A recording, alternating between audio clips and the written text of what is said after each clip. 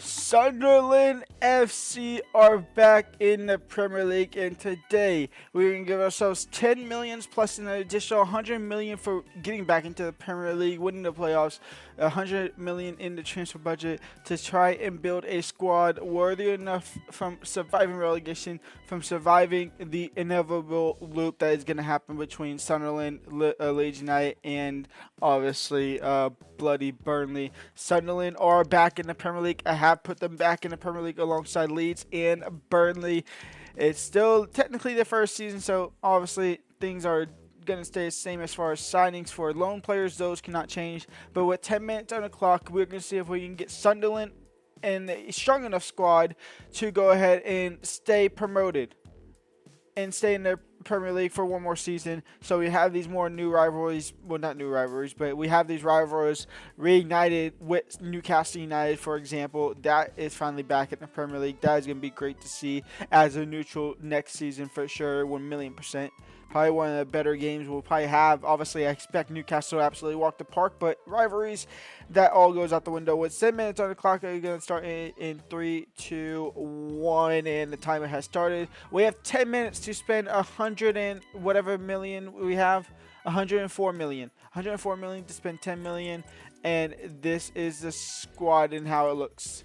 It's not that great. Obviously, we have Chris Rigg. We have Leafy, who in real life has actually just got his thing completely signed now. He is a full-on Sunderland player. Joe Bellingham, the day after getting, well, days after getting promoted, he's off in Germany talking to Frankfurt, talking to Borussia Dortmund on possible moves over there. So it's going to take some work. So let's see what we can do. Now, one player that is rumored to be joining and be a own deal and kind of done deal is Jordan Henderson coming back to the Premier League, joining Sunderland. He was at the final at Wembley, and for 5 million, we're gonna get him for relatively cheap here. But yes, like I said, he is rumored to be joining Sunderland. More than likely, will be joining Sunderland unless it's all just a big old troll. Who knows? He's obviously 34 years old. We're only going to be here for one season anyway, so 2-year contract deal is not the end of the world. It means absolutely nothing to us. We're going to try and give him 30,000, see if he says that. He does not want 30,000. Wow, he wants more than 30,000 to come back to the Premier League at 34 years of age. Interesting. Now, someone they're actually interested in real life off of just one little research is this guy, Lucas Dawson, a striker from St. Etienne. We're going to look to bring him in for his market value of 5.5. They want Dan Neal, who I'm not willing to get rid of, to be honest. Not yet, at least. We'll see what happens with that guy. I really haven't assessed the situation about selling players, but we want to just sign players and have maybe a crazy depth squad. I have a vision in my head, and we're already down 3 minutes. And 2 of those minutes were spent on a guy that didn't want more than 30, or wanted more than 30,000. 5-year contract. All this stuff is good. Maybe I should not do any of this and just honestly delegate it. 50,000. He's reasonable. Stawson, welcome to the club. Welcome to the Premier League. Welcome to Sunderland AFC. And with the possibility of that Mr. Chris Rigg leaving the club in the summer, we are going to go ahead and look and bring in Sim Stein from FC20, I believe it was. Yes, FC20. He's going to come in for close to 20 mil. With the 32,000 increase on his wages a week, Mr. Stein will go ahead and join the club. Welcome to Sunderland, Mr. Sem from FC20. And here he goes, Kyle Walker-Peters now. We are going to look to bring him in, a player that is being sent down and being replaced essentially by Sunderland in the Premier League. We are going to go ahead and look to bring in Mr. Kyle Walker-Peters here into the club. We have roughly 5 minutes left to go. I still got to advance pretty much a week to try and get Jordan Henderson back in the club. He's going to want crucial, I hope. I don't know. I know I showed y'all the squad. I didn't really assess it at all too much, to be completely honest. I just kind of went. I'm just signing rumored players to be joining them now at this point and trying to bring them all in. We pay the release cost for Joel Ordenez, Mr. Kleber, center back, 20 years of age. He's a decent little prospect. We are going to look to try and bring him in to strengthen our back line. We have 50 million left to go, and pretty much done with all the current transfer rumors that are going to join Sunderland. Not really going to leave Sunderland because Joe Bellingham could leave, other players can leave, and all the sorts like that. But for now, Joel Ordenez comes in. And in the quest to try and strengthen our back line as well, we're going to look to bring in Gerson Armano from a club I've never heard of in my life. We're just going to try and bring him in 17 million. 17 million, he will strengthen that back line just a little bit more. We're kind of coming out of the realms of, well, honestly, this is all unrealistic as well. They might have 100 million to spend in real life, to be completely honest. The possibility is probably not. Everything else here, we are just going to try and just risk it for the biscuit. And Armano will come into the squad for close to 20 million. Welcome to the Premier League, over from Internazionale. Now, we only have 3 minutes left to go, and I still got to simulate a week here. But first, we are going. Oh, we might have spent too much. We might have spent too much here. We're going to hope that these guys are willing to kind of play ball here for at least a little bit. 18 million plus a 25% selling clause. See what they say to that. They want 25. We still want to bring in Dean Henderson and the likes. Well, really just Dean Henderson. That's about the only other player we really want to bring in. 22 million. Crucial, yes. We obviously need a keeper. We're going to need a keeper here. 5-year contract, obviously, to keep him here at the club as long as possible. He's only wanting 16,000. Welcome to the club, Orestes. Welcome to the Premier League. Welcome to Sunderland. And with 2 minutes left to go, I have to simulate a week and get back in the transfer ditch. All right, let's try this again. Dean Henderson, we got 8 million, so we should actually be able to do this deal relatively easy. A week actually didn't take that long, just simming through the calendar. They want a straight-up swap for Daniel. Honestly, can I just say yes to this? Because this will give not just Daniel, but this will allow Joe Bellingham to still play in that CDM role.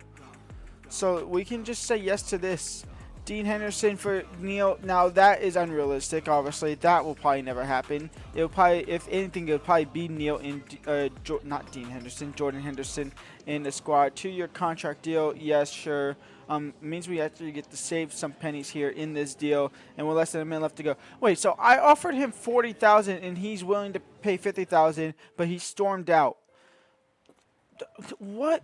Okay, well, Jordan Henderson joins the squad. That's the end of the 10 minutes, pretty much with 45 seconds left to go. I'm not going to be able to do anything, so we are just going to call it there with 41 seconds left on the timer. And Jordan Henderson is going to go ahead and join the squad here from Ajax. Welcome to the Premier League. Well, welcome back to the Premier League, I should be saying, because obviously had a stint with Liverpool in which they won that Premier League trophy before this last one. Jordan Henderson, welcome to Sunderland. And so here is the team. Restes in net. Walker Peters alongside Ordonez and Amarno with the same addition, and Ballard. He stays as an original player. Jordan Henderson and Job Bellingham. We're going to change Joe Bellingham to a CDM to make sure he plays at CDM. Same kind of thing goes for Leafy. We're going to change him to a left mid so he plays left mid. Stein at cam. Roberts on the right. And Stassen at striker. Is this squad going to be good enough to survive relegation and survive the yo-yo from these recent relegation kind of trends that is going on over the course of these last couple years? We're going to hope not. We're going to hope that this team can stay up. Let me change these positions, and then we'll go. I'll go month by month and show y'all massive results or anything like that. And after the first 6 games of the season, this is not how you want to start the season either. You play Liverpool and Manchester City in your first 2 games. You managed to get a point in one of them against Manchester City in a 2-2 draw. We get knocked out of the Carabao Cup in the first round to Huddersfield. We get our first win of Premier League football against Fulham at the end of the month, a 2-0 win there. We come over into September, back to losing ways where we lose to Brighton, but we beat fellow promoter side in Leeds United before getting absolutely thrashed by Aston Villa. That will see us actually sit in 7th, or not sit in 7th, sit in 11th with 7 points currently at the time. Manchester United are struggling with only 1 win and 1 draw. They are sitting in 4th. Brentford and Wolves are down there, where Everton are winless after the first 6 games. So at the moment, the 3 currently promoted sides are all kind of grouped together there, 11th, 12th, and 13th. Obviously, very early in the season. There's still 32 games left to go in the season. Just a quick little update there. Let's go get further deeper into the season and see how things just start to kind of shape out and form out.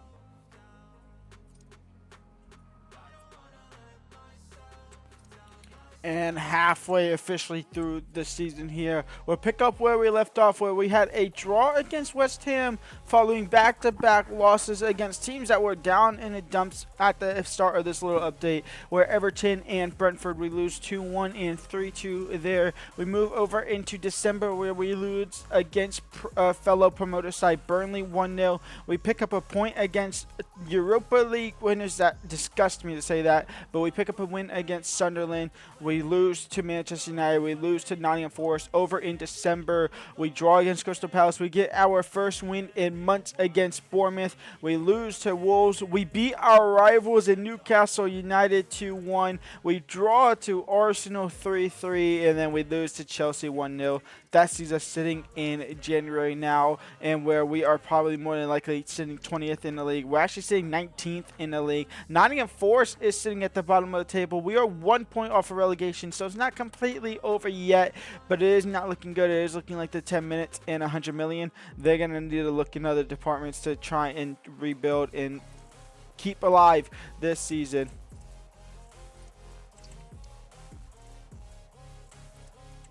And after the next bunch of games here, talking in January, we start with a win against Fulham, a loss 7-6 on penalties against Sheffield United, the team that this team beat in the playoff final in the FA Cup. Out of that, a draw against Brighton, not Brentford, Brighton. Losses against Liverpool and Manchester City, followed back by a double win against Leeds United, I should say, 2-1 there.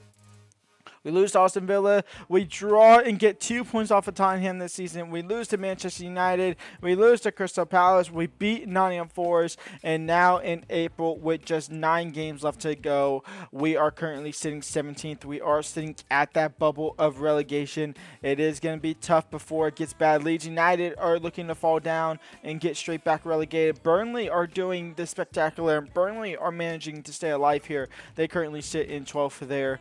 Let's see if this team can keep on going with 5 games done now here. How are these 5? Oh, my Lord. It's a Sea Red. It is a Sea Red in the month of April. A 1-0 loss against Bournemouth, followed by a 1-0 loss to Wolves. We lose to Chelsea 4-2. We lose to Arsenal 3-1. We lose the reverse fixture against our rivals, Newcastle 3-1. Wow. That could be sending us down packing. Not even a draw. And with 4 games left to go, we are surely done and dusted. I mean, surely. We sit bottom of the table. We are 3 points off of Nottingham Forest. Wow, we have absolutely fell apart in the end of this season here. Who do we have left? We have Everton, Brentford, Burnley, and West Ham. That game against West Ham could be massive. Well then, let's get to it. I'll just go game by game with y'all here. Everton up next. And it's looking like possibly, no, okay, it is a 2-1 win here. Now, these scores could be scary. Sometimes they glitch and show the aggregate across the 2 fixtures.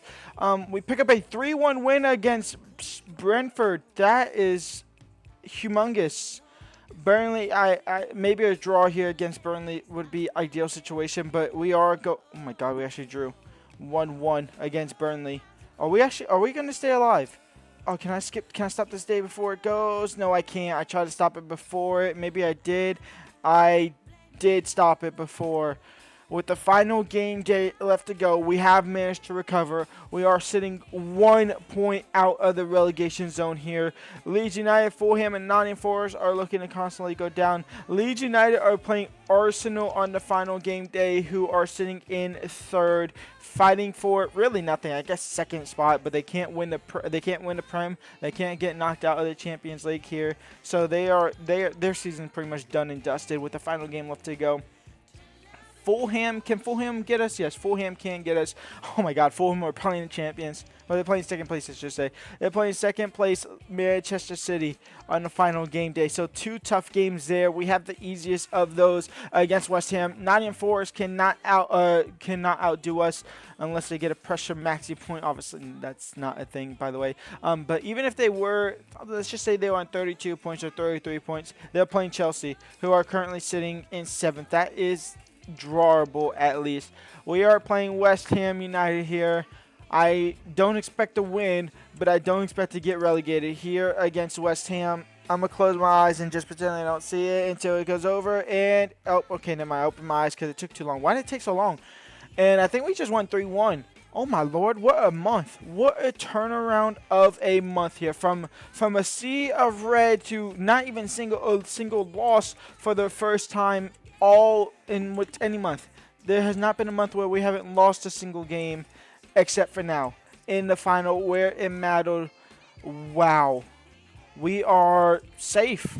It's as simple as that. We are safe with the final kick of the ball, with the final 4 games of the season. The boys managed to not just avoid relegation, but actually finish in 16th, which is obviously still close to relegation. But that is good enough. That is a rebuild complete. Wow. Sunderland United winning 10 out of 38 games, losing 20, conceding 70 goals. Are safe from relegation alongside Burnley, who had a better season than us. Leeds United fall into that yo-yo trap. Liverpool win the league. As far as FA Cup goes here, it goes to Arsenal. They beat Bournemouth on penalties. The Carabao Cup, it goes to Manchester City. They beat Brighton. Let's go see our squad here. Let's go to Squad Hub and see how things are going.